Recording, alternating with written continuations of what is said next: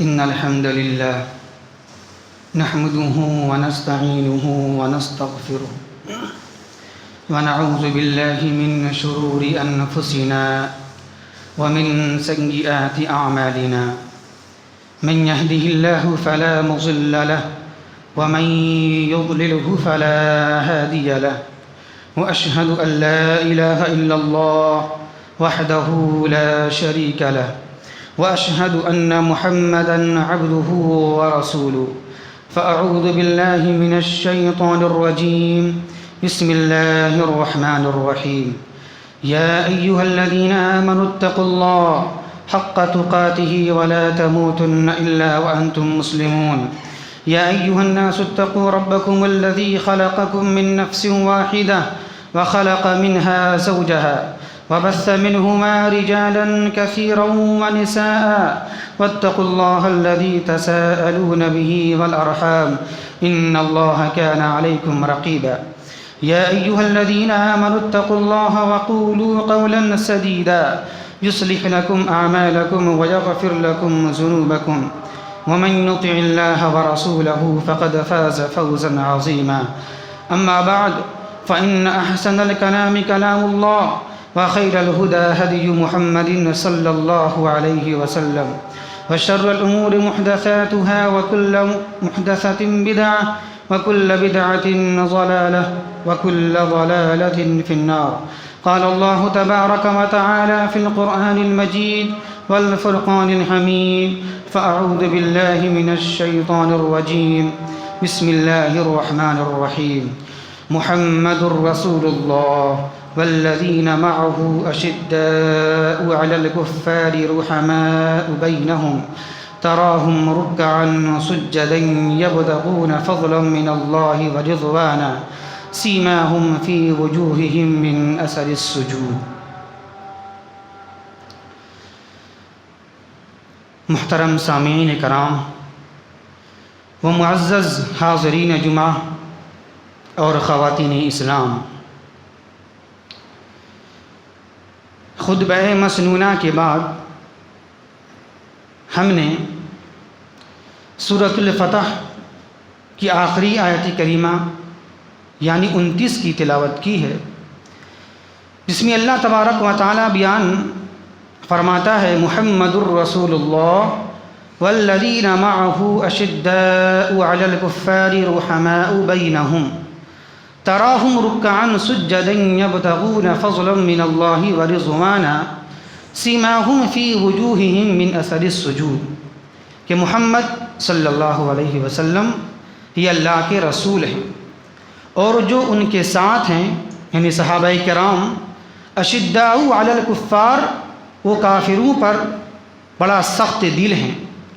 رحماء بینہم لیکن آپس میں بڑا نرم دل ہیں، رحیم ہے، کریم ہیں، تراہم سجدا تراہم رکعا سجدا یبتغون، تم انہیں دیکھو گے کہ رکعا سجدا وہ رکوع کرنے والے ہیں، سجدہ کرنے والے ہیں، یبتغون فضلا من اللہ ورضوانا، اور یہ لوگ اللہ کا فضل، اللہ کی رضا کے طلبگار ہوتے ہیں، سیماہم فی وجوہہم من اثر السجود، اور ان کے چہروں میں جو نشانات موجود ہیں، جو علامات ہیں، وہ چہروں وہ سجدوں کے اثر سے ہیں،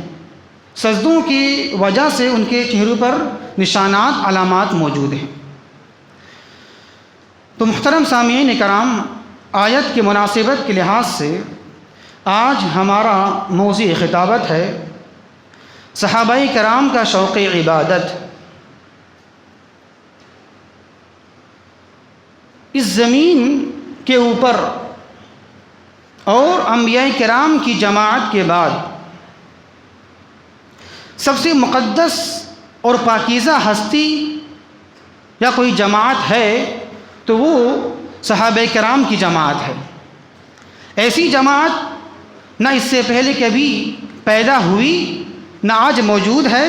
اور نہ قیامت تک پیدا ہونے والی ہے۔ جس طرح سارے رسولوں اور سارے نبیوں میں سب سے اعلیٰ اور سب سے افضل اور سب سے مقدس ہستی جناب محمد الرسول اللہ صلی اللہ علیہ وسلم ہیں، تو اسی طرح انبیاء کرام کی جماعت کے بعد سب سے افضل اور سب سے اعلیٰ، سب سے مقدس صحابہ کرام کی جماعت ہے۔ صحابہ یا صحابی، صحابہ یہ جمع ہے، صحابی یہ واحد ہے۔ کسے کہتے ہیں صحابی یا صحابہ؟ کیا مطلب کیا ہوتا ہے؟ اس کا مطلب یہ ہوتا ہے کہ جنہوں نے حالت ایمان میں نبی کریم صلی اللہ علیہ وسلم کی صحبت اختیار کی ہو۔ اب صحبت کا مطلب کیا ہے؟ صحبت کا مطلب یہ ہے کہ نبی کے ساتھ وقت گزارا ہو، چاہے تھوڑا ہو یا زیادہ ہو، یا نبی کریم صلی اللہ علیہ وسلم کی زیارت کی ہو، قریب سے ہو یا دور سے ہو، یا نبی کریم صلی اللہ علیہ وسلم کو دیکھا ہو، کم دیکھا ہو یا زیادہ دیکھا ہو، تھوڑی دیر کے لیے دیکھا ہو یا زیادہ وقت کے لیے دیکھا ہو، یہ اسی طرح نبی کو نہیں دیکھا ہو لیکن نبی کریم صلی اللہ علیہ وسلم کی مجلس میں شریک ہوا ہو، یا ان کی باتیں سنی ہو، یا ان سے ملاقات جا کر کی ہو۔ جیسے مثال کے طور پر حضرت عبداللہ ابن ام مکتوم رضی اللہ تعالیٰ عنہ، یہ نابینا صحابی تھے، انہوں نے دیکھا نہیں لیکن ملاقات کی، پاس میں رہے، نبی کی بات کو سنا، اور ان سارے لوگوں نے جو نبی کو دیکھا حالت ایمان میں، ان سارے لوگوں کی موت بھی حالت ایمان پر ہوئی ہو، ان کو صحابی بولا جاتا ہے، ان کا نام صحابی ہے۔ اور صحابہ کرام کے تعلق سے ہمارا عقیدہ نظریہ یہ ہے کہ سارے صحابہ کرام جنتی ہیں، وَكُلًّا وَعَدَ اللَّهُ الْحُسْنَى، اللہ تبارک و تعالیٰ نے سارے صحابہ کرام کے تعلق سے حسنہ، جنت کا وعدہ کر لیا ہے، چاہے وہ صحابی چھوٹے ہوں، ادنا ہوں، یا اعلیٰ ہوں یا افضل ہوں، ہر صحابی کے تعلق سے ہمارا عقیدہ نظریہ یہ ہے کہ سارے صحابہ کرام جنتی ہیں۔ اسی طرح صحابہ کرام کے تعلق سے ہمارا عقیدہ نظریہ یہ ہے کہ سارے صحابہ کرام معصوم تو نہیں ہیں لیکن مغفور ضرور ہیں، بخشے بخشائے ہیں۔ اسی طرح صحابہ کرام کے تعلق سے ہمارا عقیدہ نظریہ یہ ہے کہ صحابہ کرام گناہوں سے پرہیز کرنے والے تھے، گناہوں سے بچنے والے تھے، اور نیکیوں میں مائل ہونے والے تھے، نیکیوں کی طرف زیادہ بڑھنے والے تھے۔ اسی طرح صحابہ کرام کے تعلق سے ہمارا عقیدہ نظریہ یہ ہے کہ صحابہ کرام ایمان کے معیار ہیں، اسلام کے معیار ہیں، اعمال کے معیار ہیں، یعنی ہمارا ایمان، ہمارا اسلام، ہمارا اعمال، ہماری توحید اسی وقت قابل قبول ہوگی جس طرح صحابہ کرام نے ایمان لایا، توحید اختیار کیا۔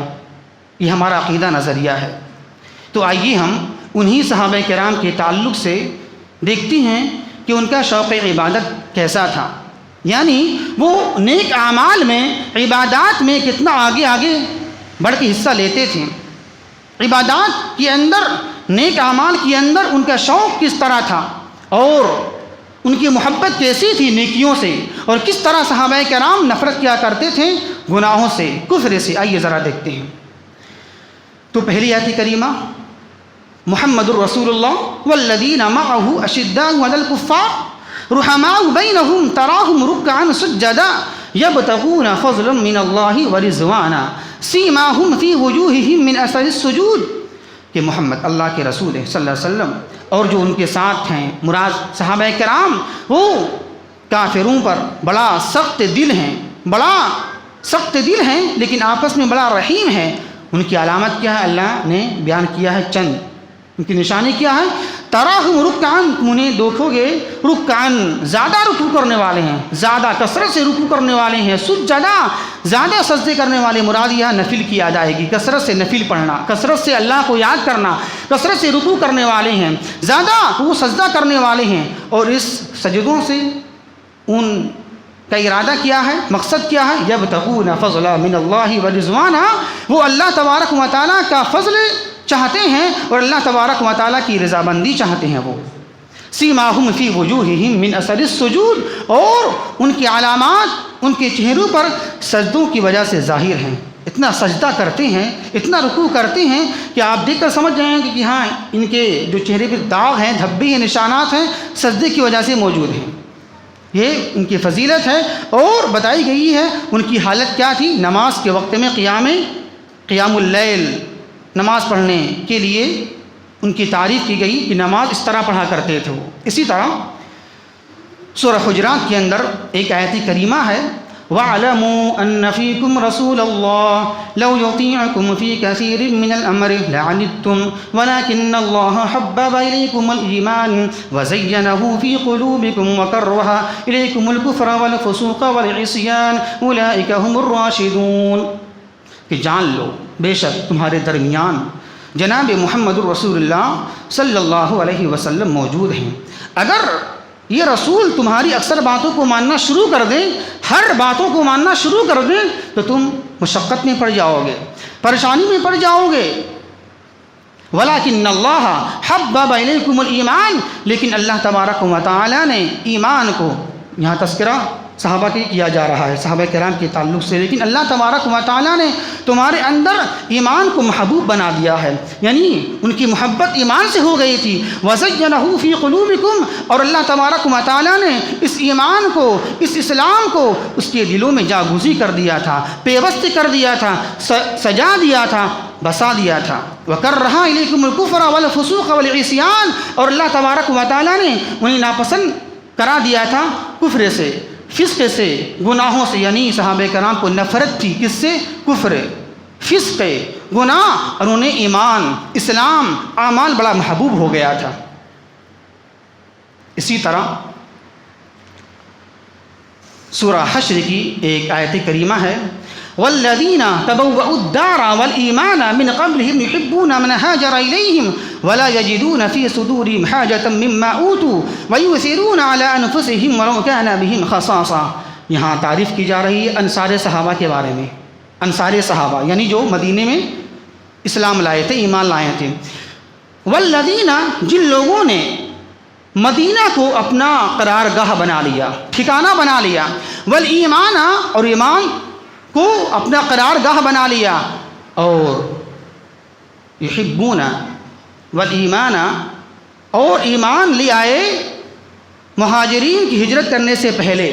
ایمان لے آئے کون؟ انصار صحابہ. یحبون من ہاجر الیہم، اور یہ انصار صحابہ مہاجرین صحابہ سے محبت کرتے ہیں، بڑا الفت کرتے ہیں ان سے. ولا یجدون فی صدورہم حاجة مما اوتوا ویؤثرون علی انفسہم ولو کان بہم خصاصہ. اور یہ انصار صحابہ مہاجرین صحابہ کو اگر کچھ دیا جاتا ہے، مال وغیرہ کچھ دیا جاتا ہے، تو یہ انصار صحابہ مہاجر صحابہ کو دیکھ کر وہ اس کے دل میں تنگی نہیں ہوتی ہے، ان کو دیا جا رہا ہے مجھے نہیں دیا جا رہا ہے. یہ انصار صحابہ کی صفت ہے، وہ ایسے ہیں کہ اگر دیا جائے مہاجرین صحابہ کو تو یہ دیکھ کر یہ تنگی نہیں کرتے ہیں، مجھے کیوں نہیں دیا گیا، انہیں کیوں دے دیا گیا، یہ مال، یہ دولت، یہ گھر بار نہیں، بالکل ان کے دل میں تنگی محسوس نہیں ہوتی ہے، وہ بالکل چیمے گوئیاں کرتے نہیں ہیں. اور آگے اللہ تبارک و تعالیٰ بیان فرماتا ہے وَيُؤْثِرُونَ عَلَىٰ أَنفُسِهِمْ خَصَاصًا، یہ انصار صحابہ ان کو ترجیح دیتے ہیں اپنے آپ پر، گرچہ انہیں بھوک لگی ہو، گرچہ انہیں فاقہ ہی کیوں نہ ہو، پھر بھی یہ انصار صحابہ مہاجرین صحابہ کو ترجیح دیتے ہیں اپنے اوپر میں. اس آیت کریمہ کی تفسیر میں بخاری شریف کتاب التفسیر کے اندر میں ایک واقعہ بیان کیا گیا ہے. کیا واقعہ کیا ہے؟ حضرت ابو ہریرہ رضی اللہ تعالیٰ عنہ بیان فرماتے ہیں کہ اللہ کے نبی صلی اللہ علیہ وسلم کی خدمت اقدس میں ایک شخص حاضر ہوا، اور اس سے مراد خود ابو ہریرہ رضی اللہ تعالیٰ عنہ. وہ خود آئے اللہ کے نبی کے پاس اور عرض کیا، اے اللہ کے رسول صلی اللہ علیہ وسلم، مجھے سخت بھوک لگی ہے، مجھے سخت بھوک لگی ہوئی ہے. تو جناب محمد الرسول اللہ صلی اللہ علیہ وسلم نے ابو ہریرہ رضی اللہ تعالیٰ عنہ کو اپنی بیویوں کے پاس بھیج دیا اور یہ کہا کہ ان کی ضیافت کرو، ان کی مہمان نوازی کرو، یہ بڑا بھوکے ہیں یہ. تو انہوں نے کہا ہمارے پاس کچھ کھانے کو نہیں ہے، کچھ بھی بچا ہوا نہیں ہے. تو اللہ کے نبی صلی اللہ علیہ وسلم نے صحابہ کرام کے درمیان یہ اعلان کرا دیا کہ کون ہے وہ شخص جو اس صحابی کی مہمان نوازی کرے، آج رات ان کی ضیافت کرے، کون ہے وہ شخص؟ تو ایک صحابی رسول حضرت ابو طلحہ رضی اللہ تعالیٰ عنہ کھڑے ہوئے اور کہا کہ اے اللہ کے رسول صلی اللہ علیہ وسلم، میں آج رات اس صحابی کی ضیافت کروں گا، میں اس کی مہمان نوازی کروں گا. تو حضرت ابو طلحہ رضی اللہ تعالیٰ عنہ اپنے گھر لے گئے ان کو اور بیوی سے کہا کہ ان کی ضیافت کرنا، یہ اللہ کے نبی کے مہمان ہیں، ان کی ضیافت کرنا. تو ان کی بیوی نے کہا اللہ کی قسم آج اس وقت ہمارے پاس سوائے بچوں کو کھانے کے لیے کچھ بھی نہیں ہے، صرف اتنا کھانا بچا ہے کہ بچے ہمارے کھا سکتے ہیں، بس اس کے علاوہ زیادہ کچھ نہیں ہے۔ تو حضرت ابو طلحہ نے کہا اپنی بیوی سے ایسا کرو، جب کھانے کم ہیں تو ایسا کرو جب بچے کھانا مانگیں تو بچے کو سلا دو، بچے کو سلا دو اور چراغ کو بجھا دو، اس لیے چراغ کو ہو جائے۔ حکم دیا انہوں نے کہ چونکہ کھانا بڑا کم تھا، اگر ہم ساتھ میں کھا لیں گے مل کر تو ہو سکتا ہے ان کو پورا نہیں ہو پائے، کافی نہیں ہو پائے، اس لیے انہوں نے یہ طریقہ اپنایا کہ جب ہم کھانا کھلانا شروع کریں گے تو بچوں کو تو سلا دیا جائے گا اور چراغ کو بجھا دینا، تاکہ پتہ نہ چلے اس صحابی کو کہ ہم ساتھ میں ان کے نہیں کھا رہے ہیں، وہ نہیں کھا رہے تھے کھانا کم کی وجہ سے۔ تو اس طرح انہوں نے ضیافت کی۔ جب ضیافت مکمل ہو گئی، چراغ کو بجھا دیا، بچوں کو سلا دیا اور یہ بھی کہا کہ ہم آج کھانا نہیں کھائیں گے، آج ہم بھوکی رات میں سو جائیں گے ہم، تو اس طرح واقعہ ضیافت مکمل ہو گئی۔ جب صبح ہوئی تو یہ ابو طلحہ رضی اللہ تعالیٰ عنہ جناب محمد رسول اللہ صلی اللہ علیہ وسلم کی خدمت میں حاضر ہوئے تو اللہ کے نبی نے یہ کہا کہ اللہ تبارک و تعالیٰ فلاں صحابی اور ان کی بیوی کے عمل کو پسند کر لیا ہے۔ اتنا اچھا عمل، کتنا اچھا حیلہ تدبیر نکالا کہ ضیافت کیسے کریں ہم، کھانا کم ہے، بچے کے صرف کھانا ہے، بچے کو بھی سلا دیا اور اپنے بھی نہیں کھایا، اور اس عمل کو برتنے کے لیے، نافذ کرنے کے لیے اتنا اچھا طریقہ اپنایا کہ چراغ کو بجھا دیا۔ تو اس عمل سے اللہ تبارک و تعالیٰ بڑا خوش ہوا ہے، بڑا اس کو اچھا لگا اللہ تبارک و تعالیٰ کو۔ یا پھر یہ کہا اللہ کے نبی صلی اللہ علیہ وسلم نے کہ اس عمل سے اللہ کو ہنسی آ گئی، اس عمل سے اللہ کو ہنسی آ گئی اور اللہ تبارک و تعالیٰ فلاں صحابی اور فلاں صحابیہ سے خوش ہوا اور اس کو قبول کر لیا۔ اس کے بعد یہ آیت کریمہ نازل ہوتی ہے، کون سی آیت کریمہ؟ وَيُؤْثِرُونَ عَلَىٰ أَنفُسِهِمْ وَلَوْ كَانَ بِهِمْ خَصَاصَةٌ کہ یہ انصار صحابہ ایسے لوگ ہیں جو دوسروں کو ترجیح دیتے ہیں اپنے آپ پر، انہیں بھوک لگی ہے، محسوس ہے، ضروریات ہے، پھر بھی انصار صحابہ مہاجرین صحابہ کو ترجیح دیتے ہیں۔ دیکھ لیں آپ، تو اسی پس منظر پر یہ آیت کریمہ نازل ہو رہی ہیں۔ اسی طرح مسلم شریف کتاب التوبہ کی ایک روایت ہے، ذرا دیکھیے آپ، صحابہ کرام اتنے عمل کرنے کے باوجود بھی انہیں فکر تھی،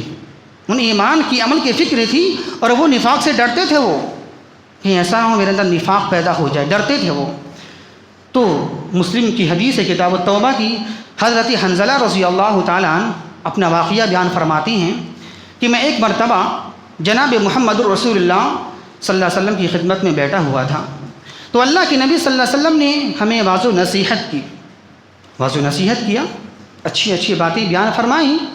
اور اللہ کے نبی صلی اللہ علیہ وسلم نے جنت جہنم کا تذکرہ کیا ہمارے سامنے، تو اس کی وجہ سے ہمارا دل کانپ گئے، لرز گئے، ہمارے دل کے اندر خوف اور ایک ڈر سا پیدا ہو گیا۔ پھر اس کے بعد میں جب واضح و نصیحت مکمل ہو گئی، پھر میں اپنے گھر گیا اور میں گھر جانے کے بعد اپنی بیوی بچوں کے ساتھ ہنسی مذاق کرنے لگا۔ پھر میں باہر نکلا، تو جب باہر نکلا تو حضرت ابو بکر صدیق رضی اللہ تعالیٰ عنہ سے میری ملاقات ہوئی، تو میں نے کہا اپنے بارے میں ابو بکر رضی اللہ تعالیٰ عنہ سے، اے ابو بکر حنظلہ منافق ہو گیا ہے۔ حنظلہ تو انہیں کہ اپنے آپ کے بارے میں کہہ رہے ہیں، وہ حنظلہ تو منافق ہو گیا ہے۔ کیا مطلب یہ ہے کہ جب تک ہم اللہ کے نبی کی خدمت میں حاضر ہوتے ہیں اور اللہ کے نبی صلی اللہ علیہ وسلم تبلیغ کرتے ہیں، نصیحت کی باتیں بتاتے ہیں، جنت جہنم کی باتیں بتاتے ہیں، اس وقت تک جنت جہنم کا منظر ہمارے سامنے ہوتا ہے اور دنیا کو ہم بھول جاتے ہیں، لیکن جیسے ہی اللہ کے نبی کے بعد سے رخصت ہوتے ہیں، نکلتے ہیں، تو ہم چلے جاتے ہیں بیوی بچوں میں، تو ہم بھول جاتے ہیں، پھر وہ دل کی کیفیت ویسی رہتی نہیں ہے جس طرح وہ کیفیت اللہ کے نبی کے سامنے رہتی تھی۔ تو جب حضرت ابو بکر نے یہ بات سنی تو حضرت ابو بکر نے کہا یہی معاملات تو میرے ساتھ بھی ہیں، یہی حال تو میرے ساتھ بھی ایسا ہوا ہے، ہمارے ساتھ بھی ایسا ہوتا ہے، جب ہم اللہ کے نبی کے پاس میں رہتے ہیں تو ہمارا دل بالکل کانپ جاتا ہے، لرز جاتا ہے، جب بھی جنت کا تذکرہ آتا ہے، جہنم کا بیان آتا ہے تو ہم بالکل کانپ جاتے ہیں، لیکن جیسے ہی ہم بیوی کے پاس جاتے ہیں، بچوں کے پاس جاتے ہیں، تو ہم وہ دل کی کیفیت محسوس نہیں کرتے ہیں۔ تو دونوں مل کر، یعنی ابو بکر رضی اللہ تعالیٰ عنہ اور حنظلہ رضی اللہ تعالیٰ عنہ، دونوں مل کر اللہ کے نبی کی خدمت میں حاضر ہوئے اور دونوں نے اپنی اپنی کیفیت کا اظہار کیا، دیکھیے میرے ساتھ ایسا ہوتا ہے۔ حنظلہ رضی اللہ تعالیٰ عنہ بیان فرماتی ہیں کہ میں نے کہا اے اللہ کے نبی صلی اللہ علیہ وسلم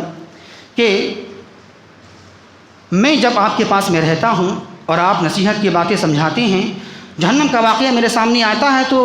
ہمارا دل کانپ جاتا ہے، لرز جاتا ہے، لیکن جیسے ہی ہم آپ کے پاس سے چلے جاتے ہیں اور بیوی بچوں میں مشغول ہو جاتے ہیں تو ہمارا دل کی کیفیت وہ ہوتی نہیں جو آپ کے ساتھ میں ایسا ہوتی تھی۔ تو اس وقت اللہ کے نبی صلی اللہ علیہ وسلم نے حنظلہ رضی اللہ تعالیٰ عنہ سے یہ کہا، یا حنظلہ تو ساعۃ و ساعۃ، اے حنظلہ یہ تو وقت کی بات ہے، یہ وقت کی بات ہے۔ اگر تمہارے دلوں کی کیفیت ہمیشہ ویسے ہی ہو جائے جیسا کہ ذکر الہی اللہ کو یاد کرنے کے وقت میں ہوتی ہے یا آواز و نصیحت کے دوران ہوتی ہے، تو فرشتے تم سے مصافحہ کرنے آ جائیں گے اور فرشتے راستوں میں تمہیں سلام کریں گے۔ اس کا مطلب یہ ہوا کہ ہر وقت انسان بالکل اپنے دل کے اندر خوف رقت طاری کر لے، ہر وقت بالکل جنت کو سامنے رکھے، جہنم کے عذاب کو سامنے رکھے، ایسا نہیں ہو سکتا ہے۔ دنیا میں کے اندر بہت سارے کام ہیں، معاملات ہیں، بیوی ہیں، بچے ہیں، اولاد، لیکن دیکھیں ذرا صحابہ کا اتنا ڈر تھا صحابہ کرام کو اپنے ایمان کے تعلق سے کہ ایسا بھی وہ کرنا گوارا کرتے نہیں تھے کہ ایسا بھی نہیں ہونی چاہیے میرے ساتھ، اتنا بھی ہم غافل ہو جائیں جنت سے جہنم سے، یہ بھی وہ گوارا کرتے نہیں تھے۔ تبھی تو شکایت کی اللہ کے نبی کے سامنے، جب ہم آپ کے پاس میں رہتے ہیں تو بڑا اچھا لگتا ہے، دنیا کو ہم بھول جاتے ہیں، جیسے ہی آپ کے پاس سے نکلتے ہیں دنیا میرے سامنے چلی آتی ہے۔ تو صحابہ اتنا ڈرتے تھے اپنے ایمان کے تعلق سے، انہیں اتنی فکر تھی اپنے ایمان کی، اپنے عمل کی، تبھی تو شکایت کیا اللہ کے نبی کے سامنے۔ اسی طرح دیکھیں آپ ابو داؤد کتاب الطہارہ کی ایک روایت ہے، حضرت جابر بن عبداللہ رضی اللہ تعالیٰ عنہ بیان فرماتے ہیں کہ ہم لوگ اللہ کے نبی صلی اللہ علیہ وسلم کے ساتھ میں تھے، غزوہ ذات الرقاع میں ساتھ میں تھے۔ تو اللہ کے نبی صلی اللہ علیہ وسلم نے ایک جگہ پڑاؤ کیا، رات میں کہیں قیام کیا، تو اللہ کے نبی صلی اللہ علیہ وسلم نے صحابہ کرام میں اعلان کیا، کون ہے جو آج رات پہرہ داری کرے گا؟ تو یہ بات سن کر دو صحابی تیار ہو گئے، ایک عمار بن یاسر رضی اللہ تعالیٰ عنہ جو مہاجر صحابی تھے، اور ایک عباد بن بشر رضی اللہ تعالیٰ عنہ جو انصاری صحابی تھے، دونوں تیار ہو گئے پہرہ داری کرنے کے لیے۔ باری باری پہرہ داری کرنا شروع کر دیا اور یہ کہا اللہ کے نبی نے جہاں دشمن کا رخ ہے وہاں کھڑے ہو کر پہرہ داری کرو، تو شروع کر دیا پہرہ داری۔ تو عمار بن یاسر رضی اللہ تعالیٰ عنہ جب پہرہ دے کر کچھ دیر لیٹ گئے، آرام کر لیا، تو عباد بن بشر رضی اللہ تعالیٰ عنہ کھڑے ہو گئے پہرہ داری کرنے کے لیے اور نفل نماز پڑھنا شروع کر دیا۔ تو جب دشمنوں نے یہ دیکھا،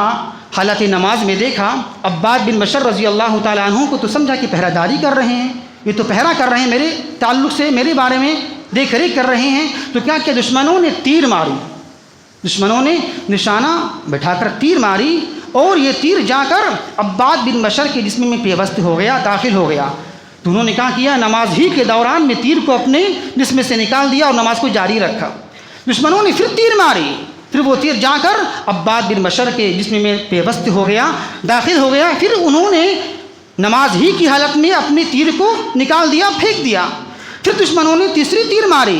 اور یہ تیر جا کر عباد بن بشر کے جسم میں داخل ہو گیا، پیوست ہو گیا، لیکن نماز کو چھوڑا نہیں، نماز کو توڑا نہیں، ختم نہیں کیا۔ تو جب اس طرح ایسا ہوتا رہا، جب لگاتار 3 تیر دشمنوں نے وار کیا، مارا، اور تینوں تیروں کو عباد بن بشر نے اپنے جسم سے نکالتے رہے، پھینکتے رہے، نکالتے رہے، پھینکتے رہے، لیکن نماز کو منقطع نہیں کیا، نماز کو توڑا نہیں۔ تو جب مکمل رکوع کر لیے، سجدہ کر لیے، سلام کو پھیر لیا، تو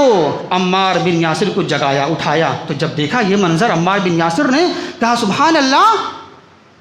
آپ نے مجھے جگایا کیوں نہیں؟ جب آپ کو تیر لگی پہلی بار تو آپ نے مجھے اٹھایا کیوں نہیں؟ آپ کو تو اٹھانا چاہیے نا، آپ نے مجھے اٹھایا نہیں، جگایا نہیں۔ تو کہا عباد بن بشر رضی اللہ تعالیٰ عنہ نے، میں پسند نہیں کیا، میں سورہ کہف کی تلاوت کر رہا تھا، میں نے پسند نہیں کیا کہ میں آپ کو جگاؤں۔ دیکھ لیں یہ صحابہ کا شوق عبادت ہے، کس طرح منہمک تھے، متوجہ تھے نماز میں کہ تیر آ رہی ہے، جسم میں لگ رہی، پھر بھی وہ نکال رہے ہیں، لیکن نماز کو نہیں توڑ رہے ہیں، وہ نماز کاٹ نہیں رہے ہیں۔ دیکھیں کتنا توجہ، کتنی اخلاص، کتنی خلوص، کتنی للہیت تھی صحابہ کرام کی نمازوں کے اندر میں۔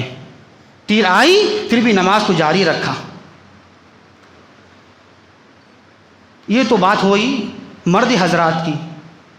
جو صحابہ کرام ہیں، لیکن صحابیہ کو دیکھ لیجیے۔ صحابیہ بخاری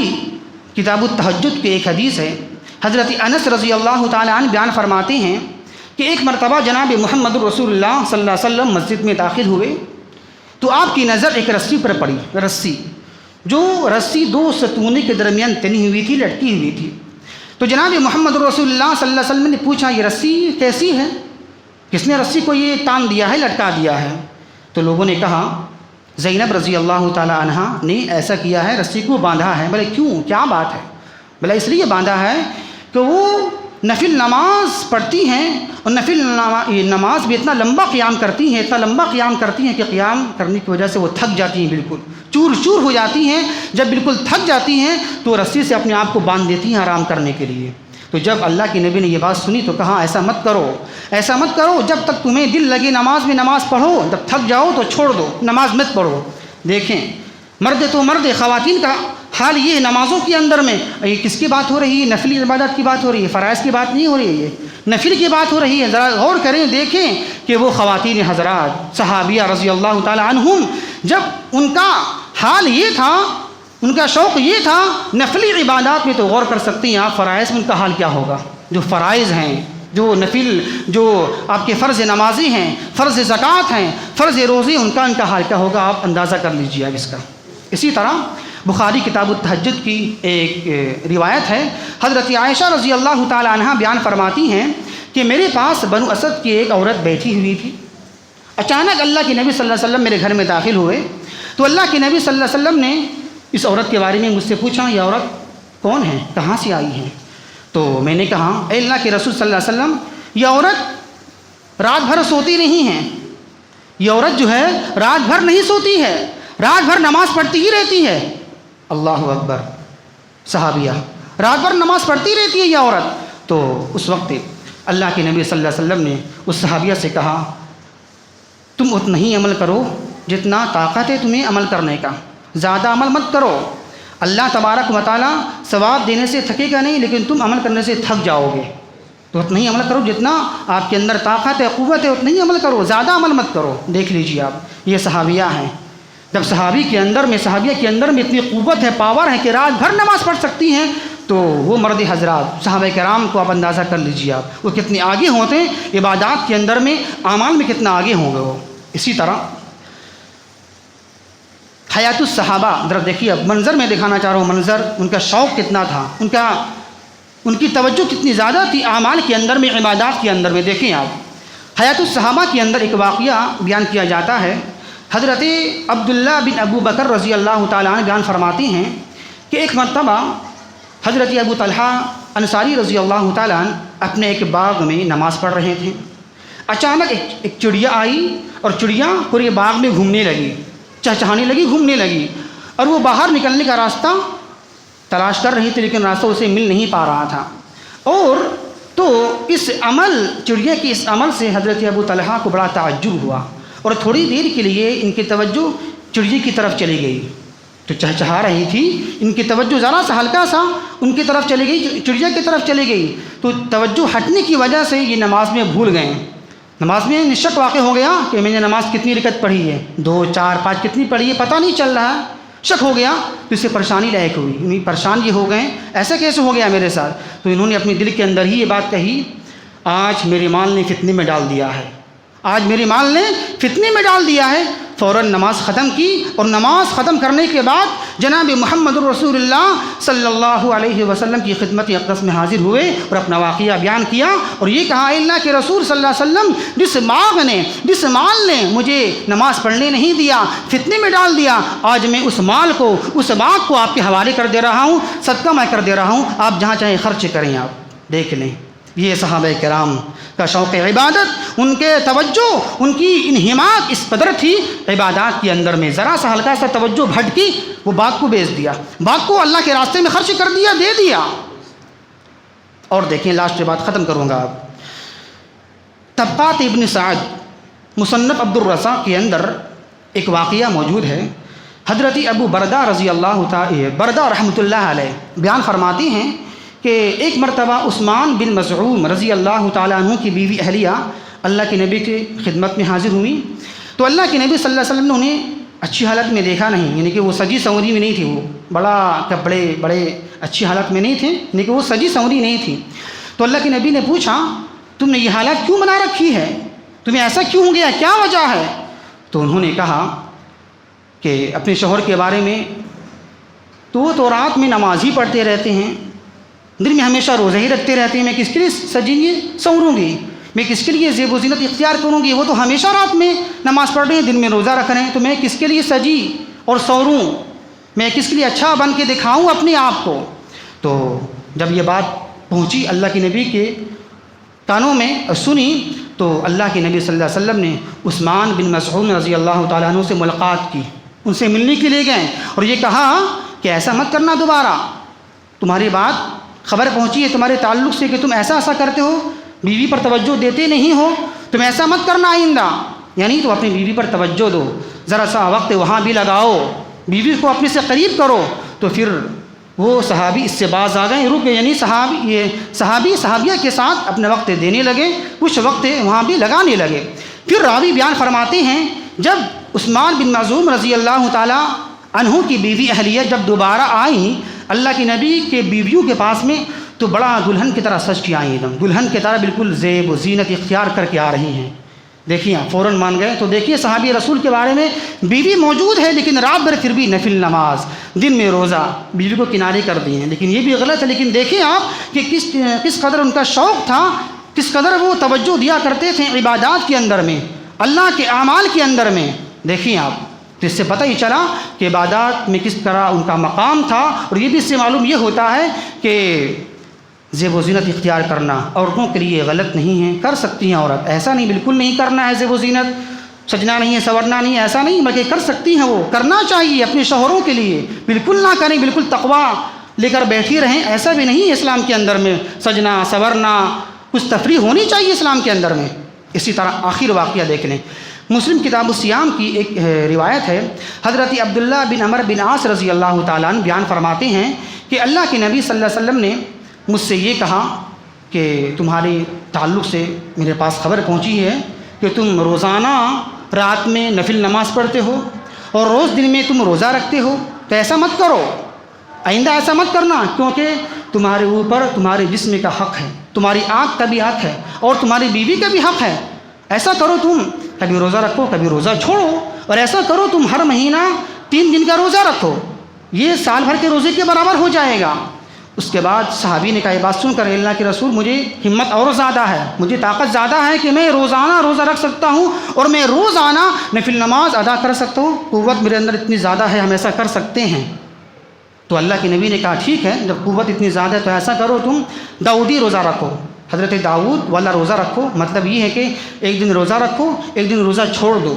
تو حضرت عبداللہ بن عمر بن عاص کہتی ہیں کہ میں نے قبول کر لیا، اور کاش کہ میں نے یہ بات اللہ کے نبی کے پہلے ہی مان لیا ہوتا تو میں نے یہ مشقت مجھے اٹھانا نہیں پڑتی، روزانہ نفل نماز، روز روزہ، تو میں نے قبول کر لیا اللہ کے نبی کے بات کو۔ تو دیکھیں یہ کچھ چند مثالیں ہیں، سارے صحابہ کرام کے اسی طرح شوق تھا، اسی طرح توجہ تھی عبادات کے اندر میں، اعمال کے اندر میں، دیکھ لیں آپ۔ تو ہمیں بھی چاہیے کہ